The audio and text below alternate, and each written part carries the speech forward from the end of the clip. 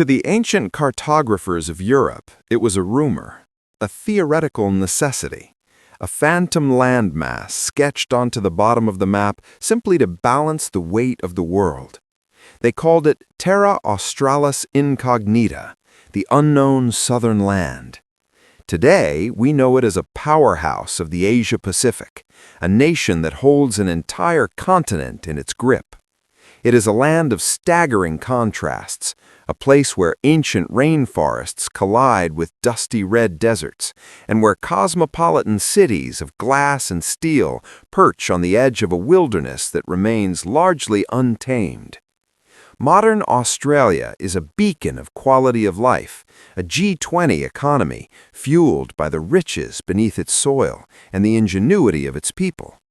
It is a nation that prides itself on a fair go, a unique brand of egalitarianism that rejects class structures. But this sun-drenched prosperity is a very recent chapter in a much older, darker, and more complex story.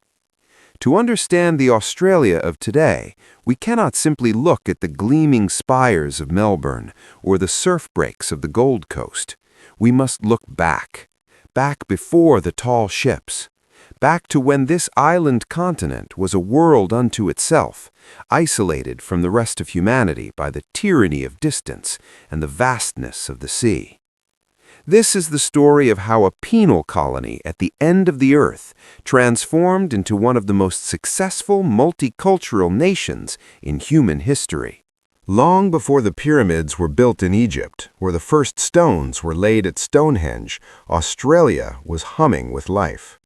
For at least 65,000 years, Aboriginal and Torres Strait Islander peoples have walked this soil. They represent the oldest continuous living culture on the planet. This was not an empty land, as later European legal fiction would claim, but a tapestry of over 500 nations, each with its own language, law, and intricate connection to country. They navigated the land through song lines, ancient maps committed to memory through music and oral history. They engineered the landscape through fire stick farming, encouraging new growth to attract game, effectively turning the harsh bush into a managed estate. But to the European eye, looking through the lens of agriculture and fences, this sophisticated management was invisible. When the Dutch mariners first stumbled upon the jagged western coast in the 17th century, they saw only dry scrub and flies. They called it New Holland, mapped its edges, and sailed away, deeming it profitable only for shipwrecks. The continent would sleep in the European consciousness for another century and a half. It waited for a navigator who was looking not for spice, but for empire. In 1770, Lieutenant James Cook sailed the HMS Endeavour up the fertile East Coast. Unlike the Dutch, Cook saw potential. He saw green forests, safe harbors, and vast lands. He claimed it all for King George III, naming it New South Wales. Yet, Britain didn't rush to settle this new prize. It took a geopolitical crisis to force their hand. In 1783, Britain lost its American colonies. For generations, the Americas had been the dumping ground for the empire's unwanted, the pickpockets, the political dissidents, the poor. With American ports closed to British convict ships, the prisons of London overflowed. Old warships, known as hulks, were filled with felons and moored in the Thames, becoming floating dungeons of disease and misery. A solution was needed, and so the decision was made to undertake one of the most audacious experiments in history, to transport a criminal population 15,000 miles across the ocean to build a prison without walls. In January 1788, the first fleet arrived. 11 ships carrying over 1,000 souls, convicts, marines, and officials, sailed into what is now Sydney Harbor.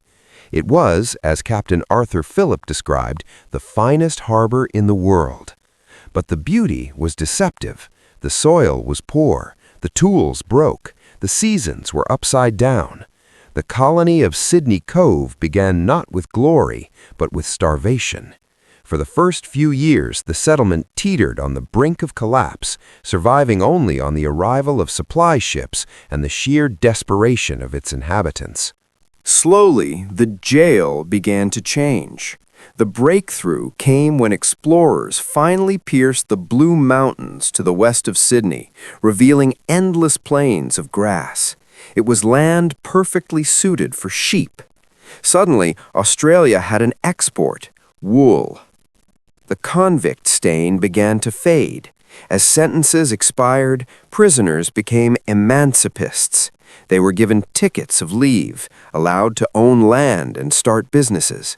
Men who had been stolen from the slums of London for stealing a loaf of bread found themselves as masters of vast estates in the Antipodes.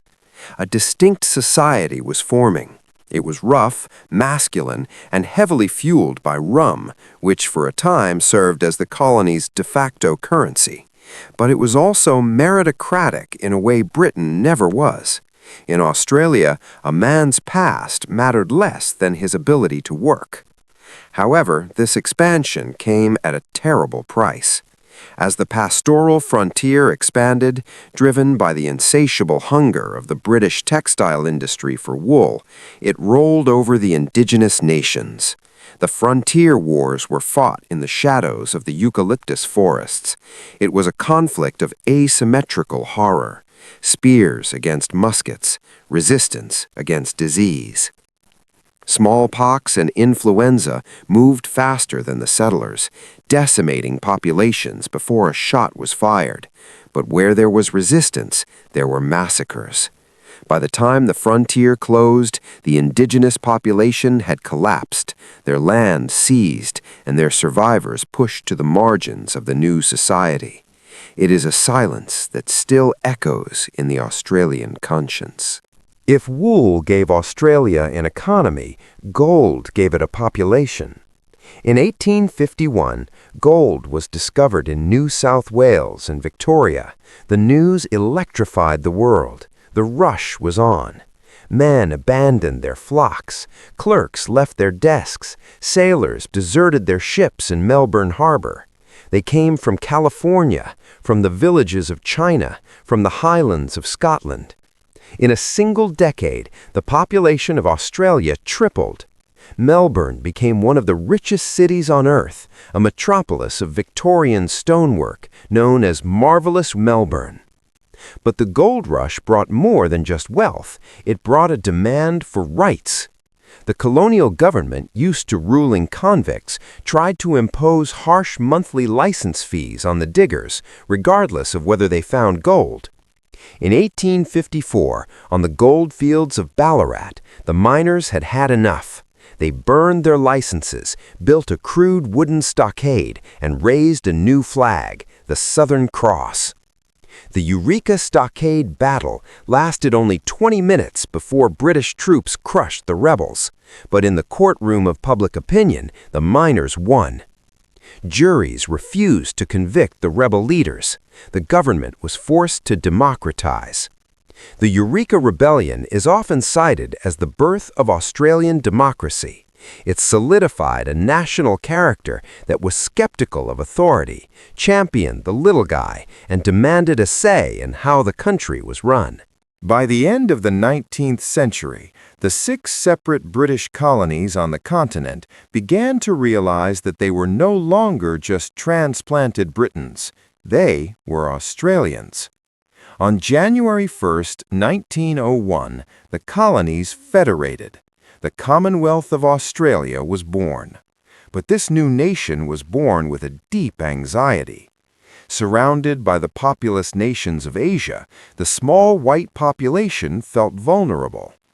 One of the first acts of the new parliament was the Immigration Restriction Act, the foundation of the infamous White Australia policy. It was a policy designed to build a British fortress in the South Seas. Yet, true nationhood is rarely built by legislation alone. It is often forged in fire. When World War I broke out in 1914, Australia, eager to prove its loyalty to the Empire, rushed to enlist. In 1915, thousands of young Australian and New Zealand soldiers, the ANZACs, stormed the beaches of Gallipoli in Turkey. It was a military disaster, but culturally it was the making of a legend. The ANZAC spirit became the secular religion of Australia.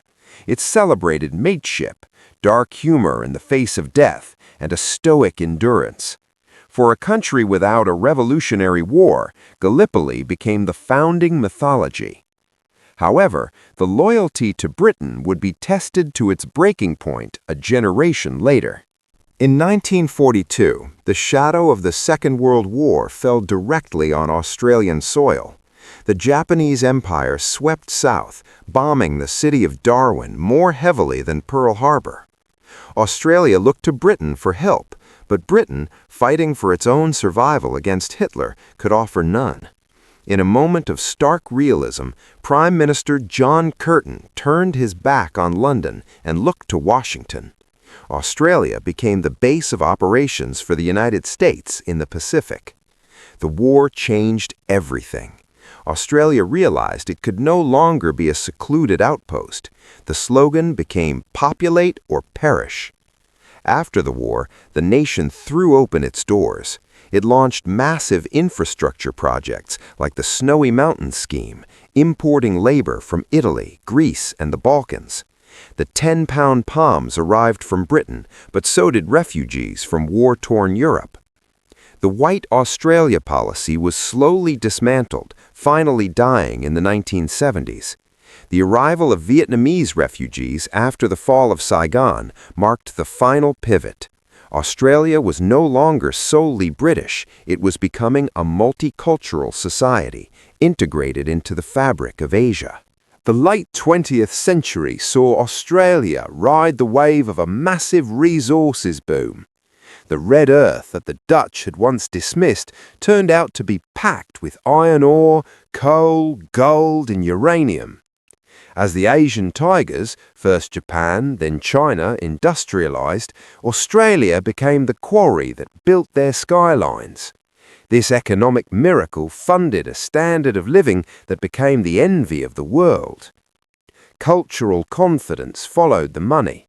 No longer suffering from a cultural cringe regarding the arts of Europe, Australia began to tell its own stories. The soaring sales of the Sydney Opera House became a global icon of architectural daring. Australian cinema, music, and sport conquered the globe. Australia today is a nation that has travelled a remarkable distance in a short time. It has moved from a jail to a jewel. It has evolved from a fearful, insulated colony into a confident, outward-looking middle power. But the story is not finished. The nation is currently engaged in a deep and necessary conversation about its soul.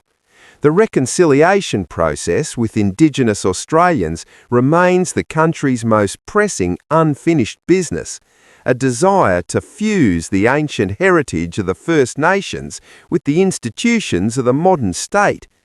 From the silent songlines of the desert to the bustling trade routes of the Pacific, Australia remains a paradox. It is a young nation on an old continent, a Western democracy in the Eastern Hemisphere, a land of harsh droughts and flooding rains. It is the great southern land, a testament to resilience, reinvention, and the enduring power of a second chance.